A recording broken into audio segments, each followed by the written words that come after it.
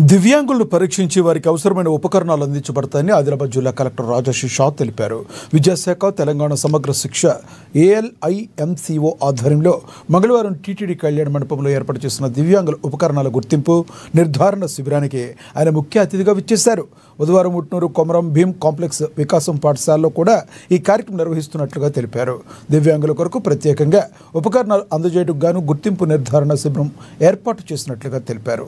ఈ శిబిరంలో వైద్యులు దివ్యాంగులను పరీక్షించి ఉపకరణాలు ఎవరికి అవసరమో గుర్తించి వారికి ఉచితంగా అందజేయడానికి సిఫార్సు చేస్తారన్నారు. ప్రత్యేక అవసరాలు గల పిల్లలు దివ్యాంగులు ఈ అవకాశాన్ని సద్వినియోగం చేసుకోవాలని కోరారు. అనంతరం శిబిరంలోని పలు కౌంటర్లను సందర్శించి రిజిస్ట్రేషన్ ప్రక్రియ నమోదు వివరాలు అడిగి తెలుసుకున్నారు.